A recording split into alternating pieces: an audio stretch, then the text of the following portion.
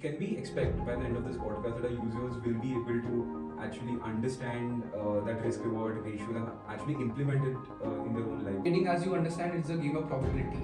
Like if somebody says that they actually know that the market is going to go up or down, they are actually factually wrong. How have you diversified your capital? Let's also talk about that. You should not put all eggs in a single basket. And since we all know that trading is a very risky business, right? That's the reason I only have 20% of my capital allocated to trading, whereas 80% is still into long-term investments.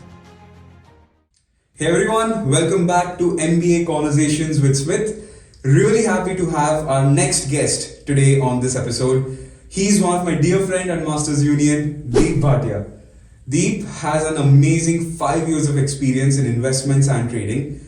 Really happy to have him here, and I'm pretty sure that by the end of this entire episode, you guys are going to learn a lot of things about technical analysis and trading. To just give you all a summary, we're going to cover exactly how are the metrics decided to decide the company, and then understand each of these metrics with Deep. Stay tuned till the end. I'm sure it's going to be a lot of information overload for you guys.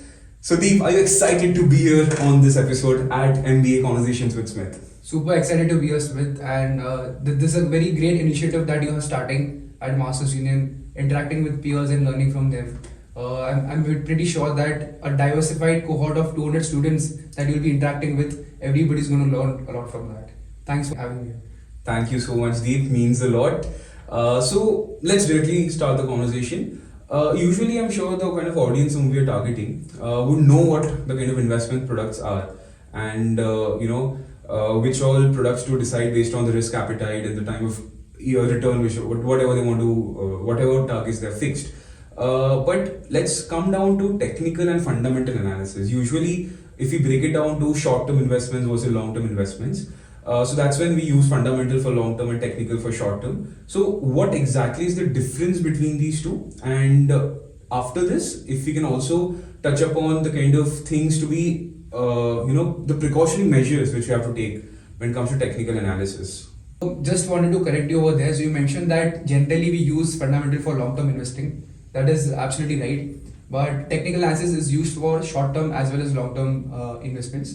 So we'll break down that in much detail in our upcoming conversation. So talking about fundamental analysis first. So generally what we look in while analyzing stocks fundamentally is that we look into their annual reports. We have access to their cash flows, P&L, balance sheet. This data is publicly available. You open any company's annual report and this data will be available. And there are a lot of tools available online. There are websites like Screener, Stockage, using which you can screen these companies on a fundamental level. So when you're talking about fundamentally, basically what you're looking at is the intrinsic value of the company. Correct. So if there's any company which has significant moat in their particular sector, that is what you're trying to identify when you're looking stocks, analyzing stocks fundamentally. So you look at ratios like price to book, price to earnings. Then you look at the cash flow chart overall. So is there any growth in their free cash flows over the last couple of years, and whether you're expecting that to continue in the coming years. So intrinsic value of the stock versus at what price the company is actually trading right now. Okay, perfect. So I remember you were discussing some example with me. I remember we were walking on our hostel terrace, and you were telling me the kind of risk reward ratio which we have to be aware of when we actually enter the world of trading. And it was a pretty nuanced and pretty good example you should given to explain that entire concept to me. I would really love if you can share that example right now as well.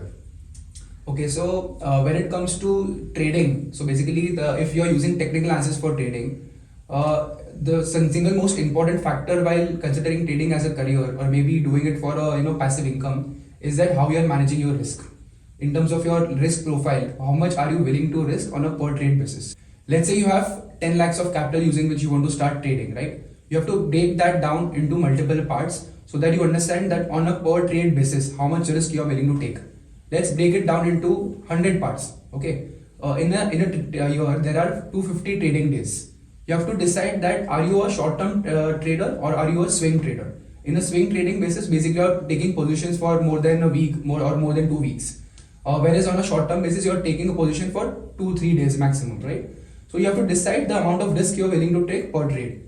So if you are breaking that capital into multiple parts, you will be able to define in terms of risk that you are taking on a per trade basis. That is a single most important factor that you need to consider. And after you place a trade, you need to have a predefined amount of stop loss that you incur. So let's say you decided that on a So per trade. before, let's go step by step. So what is stop loss? So stop loss is basically that you are bullish on a particular company and you are trying to place a buy long trade, right? So for that you are expecting the stock to go up in the near future. In case that doesn't happen, the trade goes against your favor. In that case, how much is the maximum amount of loss that you're willing to incur? That is called the stop loss. So in terms of risk to reward ratio, you need to predefine as to how much you're willing to lose in terms of stop loss versus what will be the potential gain if the trade goes in your favor. Let's say your risk to reward ratio is 1:3. What that means is that if you're willing to incur a loss of 1,000 rupees, against that, if the trade goes in your favor, you should be able to make 3,000 or more than that. That is the example of risk to reward ratio. So this is the single most important factor which decides actually you'll be a profitable trader or not. Okay, that's very well explained. Very complex stuff, but in very simple language. So great. Okay, so can we expect by the end of this podcast that our users will be able to actually understand that risk reward ratio and actually implement it in their own life? So we'll try to break it down to very basics. So it's not actually very complex, but it's a trading, as you understand, it's a game of probability. Like if somebody says that they actually know that the market is going to go up or down, they are actually factually wrong. Right. It never does happen. So it's entirely based on probability. So you need to put your eggs in multiple baskets, try to diversify your risk, and if you're consistently doing that, there'll be times that market rewards you like substantially compared to the normally times when you're making losses. So that's a market, as you know, is a zero-sum game, right? So you have to be very consistent at this and make sure that in terms of the risk reward ratio that you are deciding, you follow that on a consistent basis, and market will definitely reward you in the long term. Perfect. I think we've set some good fundamental introductory conversation for sure for our viewers to understand what we're going to talk about. Let's directly go to the main part of the session. Why don't you share your framework which you were preparing on Power BI? And based on that, we can take individual metrics and understand what they mean, and then come down to the risk reward settlement, and then understand how a fresher or someone who's just new into trading can enter this particular sector. Sure. So I'll just open the Power BI dashboard that I've created. Yes. And before I deep dive into the details, I just wanted to give you an overview of the framework that I follow. So at level 1, so basically I do a top-down approach. What you have to analyze first is the benchmark index, which is Nifty 50. Below the benchmark index comes the sectoral indices. By sectoral indices, I mean like banks, banking sector, like pharma, IT, and so on. Like all these are sectoral indices that are publicly available and publicly traded as well. So you have to do a top-down approach. Start with Nifty, do a sectoral analysis, and below that there will be companies which fall within each of these sectors. Okay. Whatever technical analysis or whatever parameters you follow, you need to do on a top-down level. So that if you are aware that in the near term, the market is bullish because of the technical reasons that you identified, it should be on a top-down basis.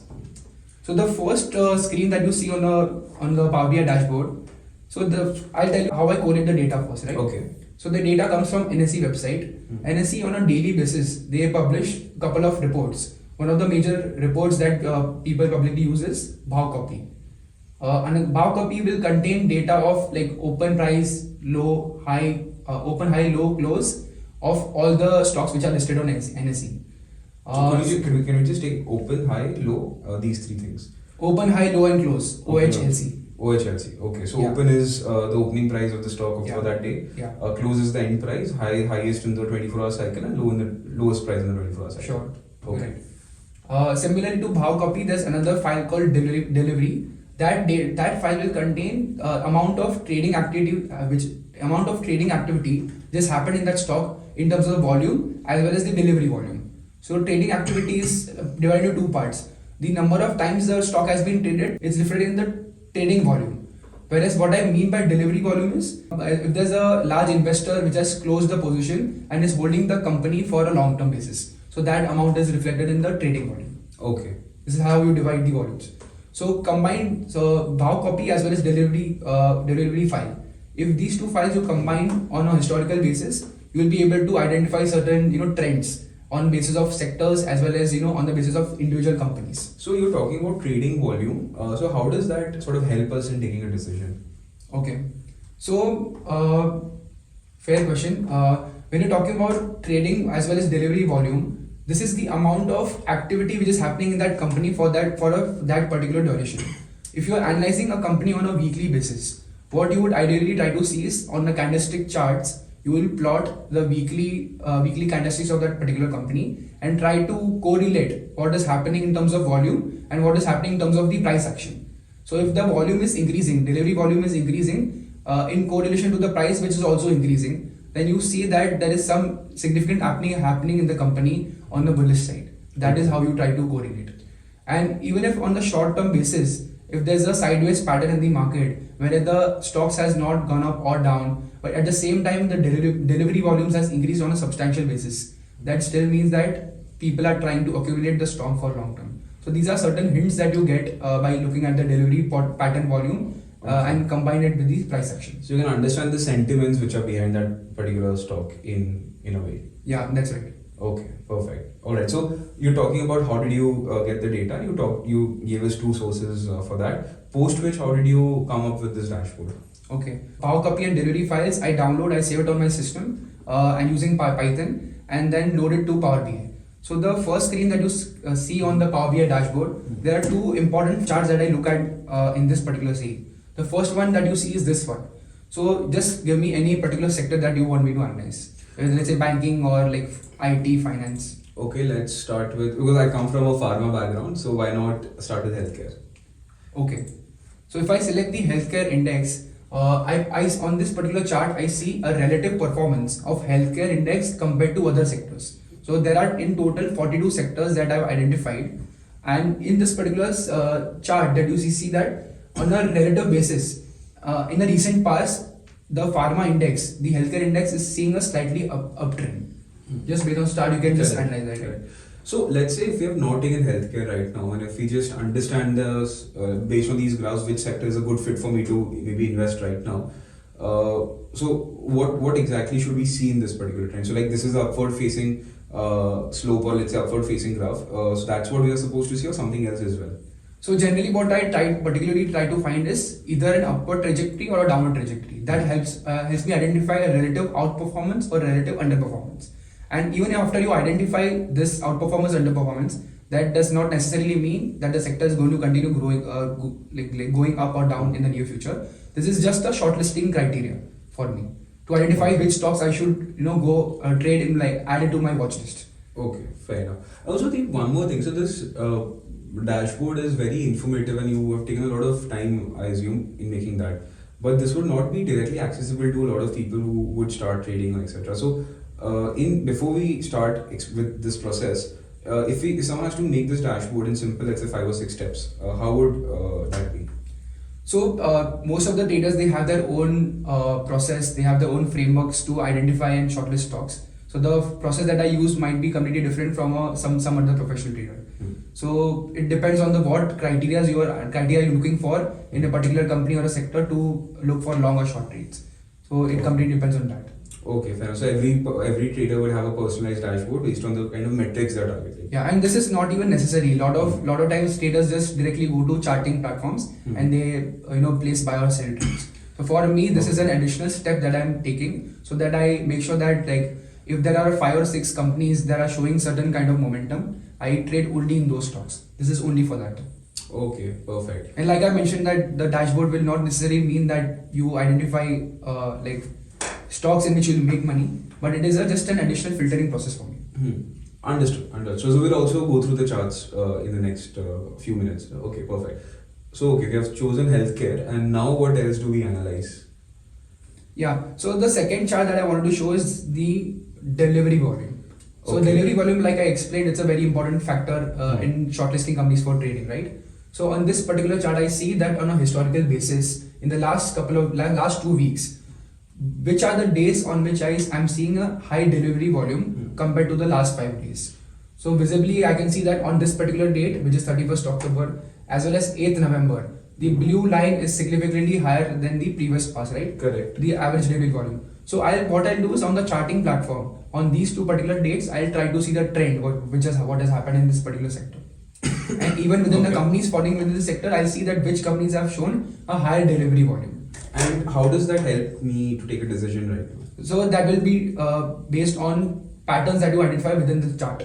So right now it's just shortlisting the company. Okay, got it. Fair enough. So we are going to see, let's say, what happened on 8th November or here 31st October. Yeah. Okay. So moving on to the next slide, which is technical If you go back to the previous slide once. Sure. So what we didn't cover this part. Which one? This part. So this what is this indicating? So these are the technical scans that have been identified using so the data which is coming here, it's coming from a platform called Stockage. I'm using Stockage API to collate technical scans. Okay. So these are the scans which have been identified for that particular sector, which is healthcare. But on a sectoral basis, we can ignore this for now because we'll be using the same scan for individual stocks. So we'll be seeing that on the next slide. Okay, fair enough. Then we can move on to the next slide. This is technical scans. Yeah. Okay. So since we selected healthcare, you'll have to identify which company that you want to drill down further. So in this particular table, you can see a list of companies which are within the healthcare index, and also they are into FNO because FNO is enabled over here right now. So all these are companies are traded within FNO segment. Okay, very basic question which we should have covered at the start of the video. FNO. So what exactly is FNO? What is future? What is options? Even before we start trading, that's a very basic thing which our viewers should at least know. Sure. So futures and options are basically derivative products. What is derivative? Yeah, these instruments, they derive their prices based on an underlying instrument, which is the stock itself. So the first company that you see on the table is Lupin, for example. So the futures or option price of Lupin will be completely dependent on the underlying stock price of Lupin. So that is what a derivative means. So why these instruments exist in the first place is because there's a leverage factor involved in these instruments. So just to give you an example, if you're placing a futures trade for Lupin, if you're buying a Lupin, let's say if you want to buy 2 lakh worth of shares of Lupin, you will have to shell out 2 lakh rupees, right? Right. It's just like buy and sell of Lupin shares from in the secondary market. But if you have to buy Lupin from the stock markets in terms of a future instrument, you will actually pay significantly less amount, maybe 3x less than a normal equities amount. So that is the leverage that you get by buying or selling in futures. Okay. So leverage by default, it's a very risky instrument, like both futures and options, because if you're making money on the long side, you're making more than the equities instrument. But if the trade doesn't go in your favor, you're also losing a lot. So it works both ways. Okay. So what about options? Options is also it works very similarly, but there are technicalities involved. There are a lot of strategies involved when it comes to options. So options also, there are 2 types, call option and put option. So let's not deep dive into that for this particular session because FNO in general is very risky and it should be done only by professional traders. The reason I'm selecting FNO is because I want to shortlist only companies where there's a lot of liquidity happening. And by general, whenever the company is into FNO segment, the liquidity is very high. So the only reason of selecting yes in FNO is for that reason. Fair enough. Okay. So let's which company should we ideally select here? Or do you want me to give you some names? After you selected the healthcare index, the scans that you see on the table, right, that will help you to analyze. So there are certain scans that I've identified which are available over here. So if I select one scan which says that I want to only identify companies where the companies have outperformed the index as well as outperformed the benchmark sector. Okay. So Nifty 50 as well as Nifty Pharma. Nifty Pharma. In that case, I'm identifying these companies. So let's look at Oro Pharma. So within Oro Pharma, I can see that these are the scans that have been identified. On 8th November and 9th November, I can see that there's an outperforming benchmark scan which has been fulfilled as well as outperforming sector. So these are the couple of scans which indicate certain bullish patterns in Oro Pharma. Okay. Can we do the same for Sun Pharma also and see once? Yeah, so Sun Pharma, in the recent past, only 2 scans have been fulfilled. Okay. On 9th November. Whereas on 8th November, there are 4 scans. So let's say out of these 5 scans, the most important ones are bench and sector. Yeah, both these. Both Outperforming these. benchmark and outperforming sector. Sector. Okay, got it. Even these two are actually important, but they indicate trend only on a daily basis. Okay. So these are slightly technical in nature. It's not very important to know, but like I mentioned, just a filtering process. So after I've identified that Oro Pharma, based on the technical scans that I've identified, Right. is showing certain bullish indicators, right? I'll shortlist this stock in my watch list. It will go into my watch list, and there's a platform called TradingView, which are generally used by all traders for charting stocks. So I'll be showing that after this particular slide. Okay, perfect. So let's go for Oro Pharma then. So in the first slide, which is sector rotation, we identify a couple of sectors that where we see either increasing momentum or decreasing momentum in the sector. Right. In the second slide, which is technical scans, I try to identify stocks falling within those sectors which are showing similar patterns. Okay, so now let's analyze Oro Pharma. That's what we decided to. Okay, sure. So we'll go to the charting platform called TradingView, which I mentioned earlier. If I open TradingView, okay. Okay. So before we deep dive into this, I wanted to just explain some details. So we would ideally be doing a top-down approach. Let's say we start with the benchmark index called Nifty. Within Nifty, we'll be doing multi-time frame analysis. So what I mean by that is, these are called candlestick charts. Correct. Within these So candlesticks, just a second. So candlestick, but what is these charts indicate? Can you also cover that? okay. So what I mean by candlestick is that if you see this particular candle, right? The green candle that you see over here, Yes. it shows 4 parameters: Okay. open, high, low, and close. Okay. So the bottommost part of the candle is called as the low price. Okay. Highest point is the high price. This particular level that you see is the close price of the candle because it's in green in color, and the open price is somewhere over here. Okay. Got So it. these are the 4 parameters that you can see in a single candle. Right. Compared to a line chart where you can see only one particular parameter with respect to the time frame, which is the close price. So the candlestick, with the help of candlestick, you have that benefit. Then you get to see 4 parameters in a single candle. Okay, so it's high, opening, closing, and the lowest. Yeah. Got it. So you're talking about the top-down approach, wherein you started with Nifty analysis, Sure. Nifty 50 analysis. So how does that help in deciding or reaching Oro? Okay. So within top-down approach also you will be doing, like I mentioned, multi-time frame analysis. So what I mean by that is doing analysis on monthly, weekly, and daily levels. So these candlestick charts are available at every time frame. So how it helps by analyzing monthly and weekly levels is that these are larger time frames, and you get to see some significant levels where there has been some trading activity, and based on those levels you try to see on a smaller time frame how has been the price action.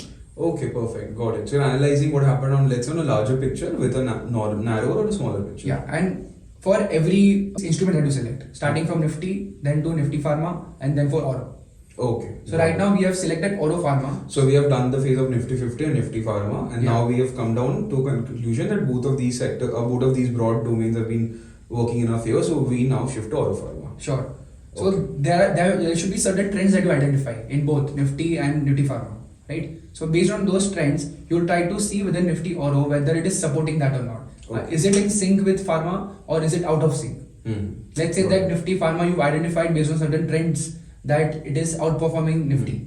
So do you directly compare Nifty Pharma with Oro, or it's like, so what I'm trying to say is it a filtration process that Nifty 50 in my favor, let's move on, Nifty Pharma in my favor, now let's now do Oro in my favor, or do you see Nifty Pharma versus Oro? It is like I mentioned, top down. So you start by identifying a trend in Nifty. Whatever that trend is, you try to replicate that in Nifty Pharma. If both are in sync, then you will try to identify stocks within Nifty Pharma which are showing a similar trend. Got If it is not in sync, then is it trying to come into the same trend or not? That is what you try to identify. Yes. And that's why you use that filtering process, because if you are looking at delivery volume, it will give you certain hints. Okay, got it. So since we have opened Nifty Oro Pharma, let's see that what has been the trend in general. So like I mentioned that we'll be starting with monthly analysis. I'm selecting the monthly time frame over here. Okay. I'm selecting 1 month. So in general that you see that starting from January, Oro Pharma has been on a consistent uprise. Right. This is on a monthly level. If you look at the weekly pattern, you will see a similar trend. But right now, in last couple of weeks, let's say last 10 to 12 weeks, it has somewhat shown a sideways It's pattern. consolidating. Yeah, it is somewhat showing a sideways pattern. So what you will try to see that is it going to continue in near future or not? Because right now we are seeing a breakout at this level. Okay. So you're on a smaller time frame, on So, a daily. because a few of our viewers would be beginners, so what exactly is breakout level, support level? If you can just simply Sure. say that. So in this particular chart, you see that 1, 2, 3, 4, 5 candles. Right. These 5 candles are somewhat in this range. Okay. Now current particular week, which is starting in November, this candle has risen above this level. Okay. So what we are trying to say is that this candle has broken all the levels of The recent previous. past. Okay. Yeah. So that is a breakout level. Okay.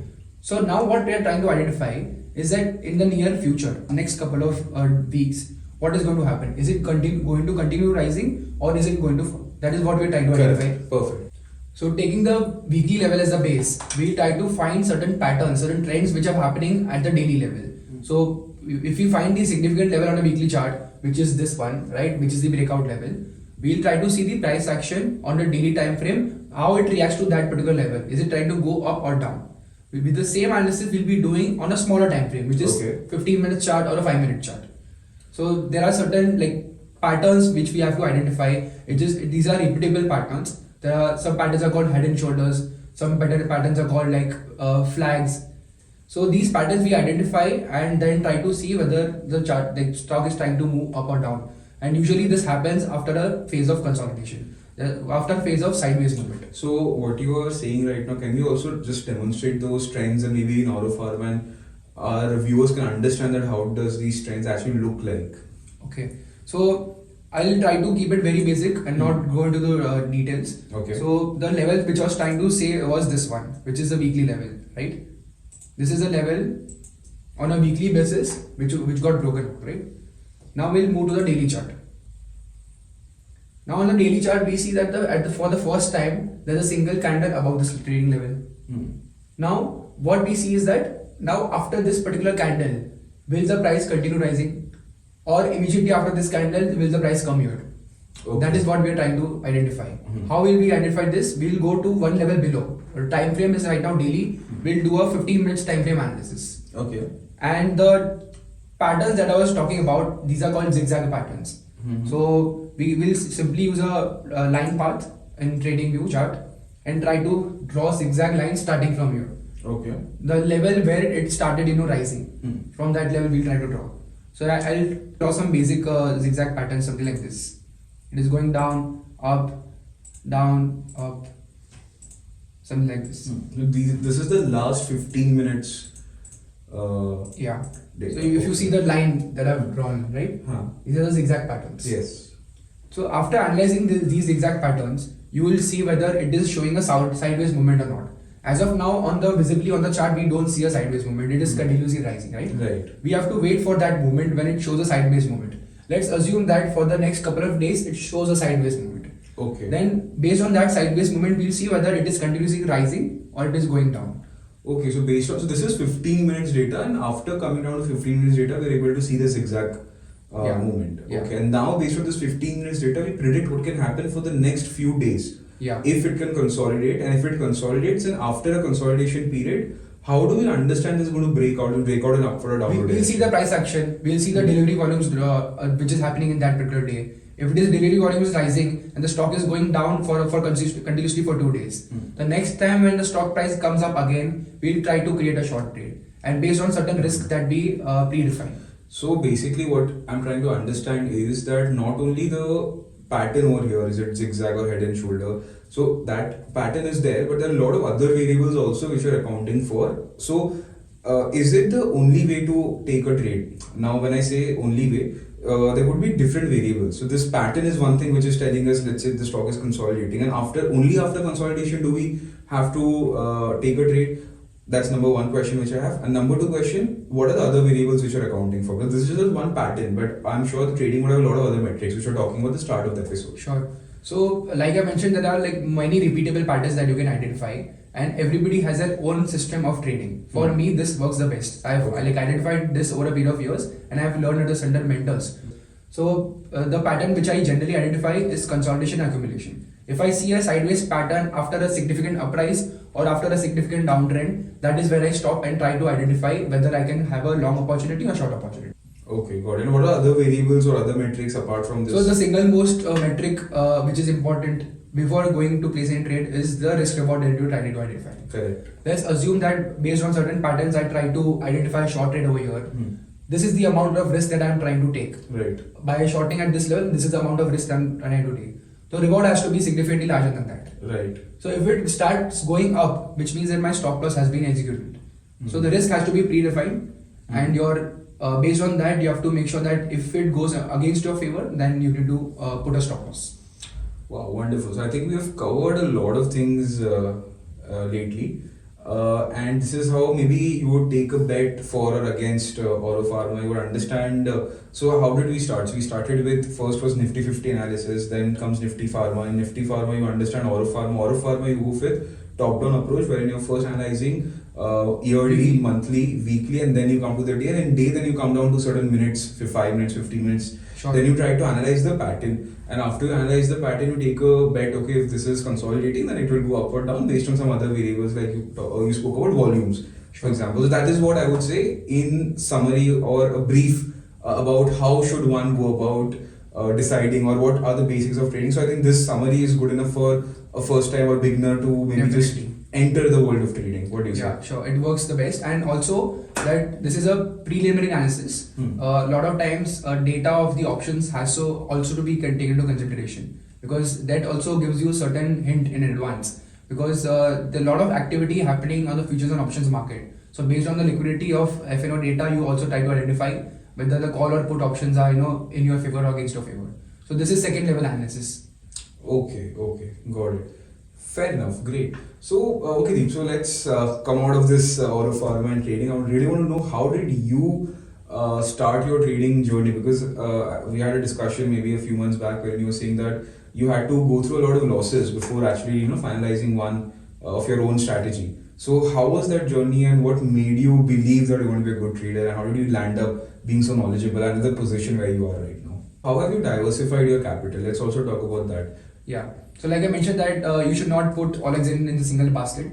And since we all know that trading is a very risky business, right? That's the reason I only have 20% of my capital allocated to trading, whereas 80% is still into long-term investments.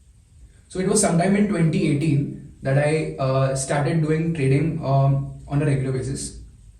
I created the Power BI dashboard that I showed you just now, and this was built over the period of years. And after identifying certain repeatable patterns, that was when I started to have a systematic process in terms of how much risk I want to put in terms of the capital in every trade that I put in. And I used to make regular notes in my logbook. Every trade that I enter, I make sure that the reason why I entered, the reason why I exited, if I made a loss, then what was the mistake that I identified, and even if it was a profitable trade, what were the learnings from that. I made sure I made a regular logbook. So this was made over a period of years. So I think a lot of hard work, efforts, consistency went through in your journey. So what were so let's say you spoke about Power BI. So you would have spent a lot of time learning Power BI and learning all these extra things, whatever you were doing. So what were, for a beginner who just want to start the trading journey, then what would be your some learning resources which you would recommend in general for our viewers? Sure. So I would say that for any person who wants to start researching about the stock markets or investing in general, the single most important resource or the free resource which is available online is Varsity. So Varsity, I think you had opened it. Why don't we just sure. So show it to the viewers? Yeah, perfect. So Varsity is a education learning initiative by Zerodha. So it is started by. We must appreciate Zerodha for this. I mean, one of the only companies who's actually taking care about the awareness part also, not only focusing on selling. Sure. So it was started by Mr. Karthik from Zerodha's team, and they have multiple learning modules. So if I just open this page, you can see that there are roughly like 15 modules which are available. And every chapter, like every module has multiple chapters. You see that within introduction there are 15 chapters, technical analysis 22 chapters. Like that, if you just go through all these resources, you can spend significant amount of time learning through multiple resources. But if you just stick to Zerodha Varsity, it has a lot of linkages between fundamental, technical, like futures and option strategies. So you can see this futures trading, options theory. And so, how long are these modules? Like how much time do one person has to invest in number of hours tentatively? So they have videos as well. For a lot of modules, let's say that for example technical analysis, you have a reading module, also you have a video module. So depending on what you prefer, you can just select any one, and it will take some time. It is not like you can just start today and complete it immediately. It will take a lot of effort. Maybe let's say 2 or 3 months you have to spend so that you can complete a lot of things. Wow. Okay. But you can stick to one particular thing that you're interested in. If you're interested only in fundamental, you stick to that module, spend some time, send some reading material, and try to apply those concepts by going through annual reports. Similarly, if you're interested in technical analysis, go through the modules, go through the videos, and start practicing those, by doing the charts yourself. Okay. So you can spend some time in doing the practical way of learning. Okay, I think we've given a great starting point for a lot of viewers on how can they start trading. Yeah, and I would just want to mention one particular thing. Yes. So there are 2 modules which are significantly important compared to everything else. So irrespective of what strategies you follow, one common thing which is common between good traders which are doing it for long term is your risk management. So which is this module 9 and module 12. Module 12 is extremely important because there was a company based out of US. This company used to release newsletters on a regular basis. So these newsletters had combined knowledge of all the profitable traders and their learning experiences in terms of trading psychology. So there are roughly 600 chapters which are available. So Zerodha actually has purchased exclusive rights to this through the entire newsletters which were published by this US broker. Wow. So these newsletters were combined from the period of 2002 to 2005, and Zerodha acquired the rights for this in sometime in 2019. So if you go through this reading material, it will give you a lot of sense in terms of how the investor and trader psychology works, because that is the most important factor, including risk management. Oh, wow. The strategies everybody will have over a period of time. If you follow markets for some time, you will be having certain kind of strategy. But if you're not able to manage risk and understand trading psyche, then you will definitely won't be profitable over long term. Okay, that's great. I think pretty much content for anyone to start this journey. Also, before we conclude, I'd like to also understand you would have made some mistakes or would have gone through some terrible losses also in this journey.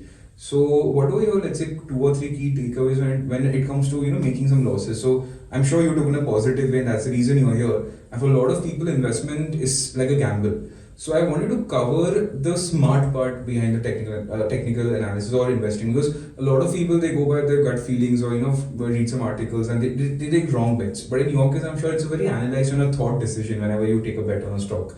So there would have come certain instances where you decided that this is where I went wrong, and now these are the things which I should have taken care of. So what were those moments in our life? Because that will motivate our viewers to take the right decision in a very thoughtful direction, not randomly listen to any YouTuber or any influencer, etc. Sure.